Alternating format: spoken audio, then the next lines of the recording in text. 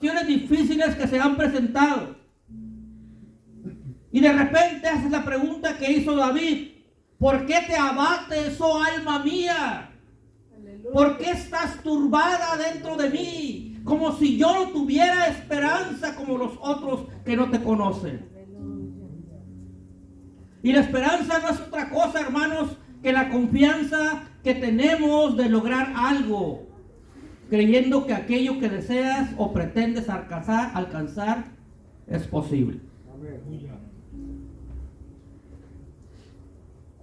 Por eso el día de hoy quiero hablarte de esta palabra.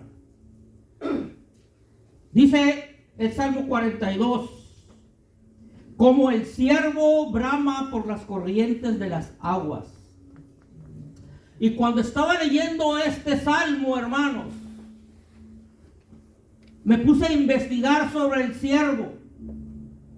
Cómo el ciervo se tiene que alejar a lugares retirados, a las montañas e incluso a los desiertos, porque sus depredadores están prestos para acabar con su vida.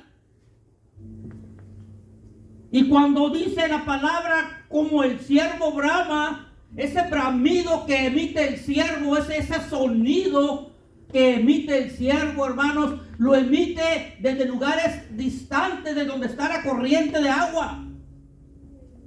Algunas personas dicen que el ciervo tiene sentidos debajo de las pezuñas y pueden sentir la vibración de las personas que se van acercando o de los ruidos que hay cerca. Yo decía, ¿tan loca esta gente que dice eso? ¿Está loca?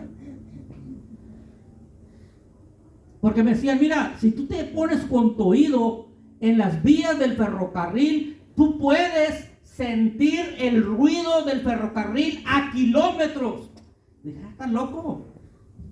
Y un día que me pongo, hermanos, recuerdo que cerca donde mi papá pasa el ferrocarril, pero hay unas curvas.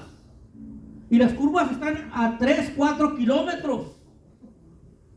Y de repente me acuerdo que nos poníamos y sentíamos la vibración del tren que venía a distancia. Y cuando leo esta palabra del ciervo, hermano, veo que este animal por lo general huye de aquella gente que le quiere hacer daño, incluyendo a los humanos. Y al huir se retira de las corrientes lejos. Pero cuando llega la sed, cuando llega el agotamiento, este animal busca las aguas por las mañanas y por las noches. Y es cuando emite ese sonido. Y es cuando David se compara con este animal. Y yo no sé si tú te has sentido a veces cuando estás enfermo en cama. Hace unos días fui a visitar a un hermano que estaba enfermo y me tocó predicar en su iglesia. Y le dije a uno de los varones que anda conmigo, le dije, oye, ¿por qué no vamos a preguntar por este hombre? Ya van 2 veces que vengo a predicar aquí, dije, y él no está aquí. Y me dicen que está en el seguro, me dicen que está en el hospital. Pero tú te imaginas cómo se siente aquel hombre. ¿Te imaginas cómo se siente aquel hombre esperando que la gente, que su familia, que sus consiervos, que sus discípulos vayan y le visiten? Imagínate cómo se va a sentir cuando tú vayas y te presentes. Va a subir ese ánimo. Y recuerdo que le dije, vamos a con su hermano a preguntar. Y fuimos con el hermano. Y ya preguntamos realmente cómo estaba su situación.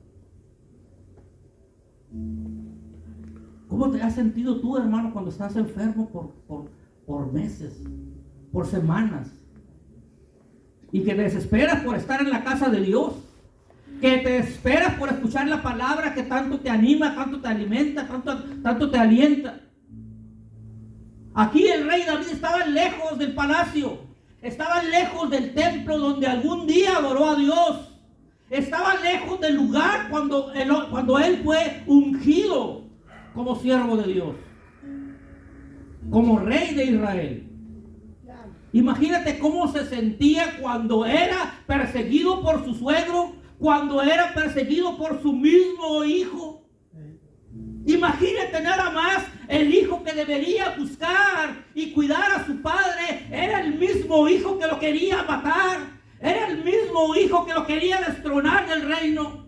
Imagínate nada más cómo se sentía David y cómo clamaba y cómo hacía esos bramidos, esos lamentos. No era algo fácil. ¿O no te ha pasado a ti? Al mismo Billy Graham le pasó con sus hijos. Algunos hablan, dicen, el más grande predicador de América Latina y de América. Pero no sabían que estaba batallando con 5 de sus hijos. No sabían que uno de sus hijos andaba de rebelde. No sabían que una de sus hijas estaba batallando de matrimonio en matrimonio. Y decía, yo soy pastor de tanta gente y mal padre de 5. Y también clamaba. Y también lloraba por las noches. Poder en Cristo, aleluya. Y por eso nosotros, hermanos, tenemos que entender que no porque estemos aquí enfrente somos perfectos. Amén. También lloramos y también nos lamentamos y también hemos pasado desiertos.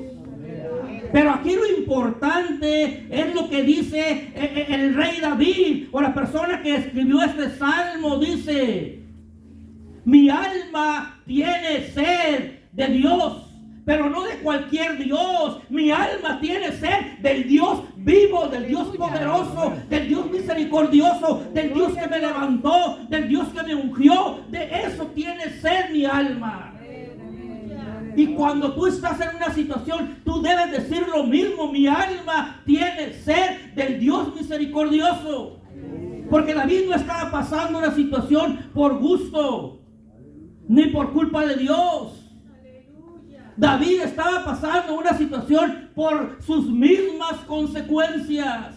Y a veces que nosotros pasamos situaciones, no es culpa de Dios, ni es culpa del diablo. Es culpa de nuestras mismas consecuencias, dice Santiago. Si alguno es tentado, ¿por qué es tentado? Por lo que anhela nuestra carne, por lo que anhela nuestra mente, por lo que anhela nuestro corazón. A veces pedimos cosas y las pedimos mal. El rey David sabía la situación que estaba pasando, mis hermanos. El rey sabía que allá donde estaba, el cansancio había llegado a su vida. Él se sentía como una presa. Él se sentía triste, se sentía agobiado, se sentía desalentado porque sabía que su hijo lo iba persiguiendo para matarlo. Su hijo no se iba a tentar el corazón para hacer algo. Y a David le dolía mucho eso. ¿O no le ha pasado a usted que a veces sus hijos se le ponen rebeldes y se le ponen al brinco? Incluyendo cristianos y no cristianos. Te lo digo porque yo he mirado, presenciado, he estado presenciando cuando un hijo a veces le levanta la mano a su padre. ¿Por qué? Porque a veces por nuestras propias formas de ser, a veces lastimamos a los hijos queriéndolos llevar a fuerzas a la iglesia.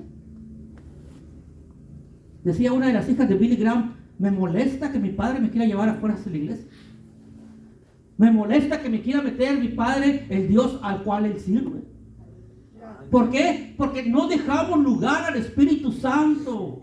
A veces nos desesperamos tanto que queremos que el niño o la niña o el joven o la jovencita se aprenda la Biblia de memoria y piensan que con eso lo tienen ganado.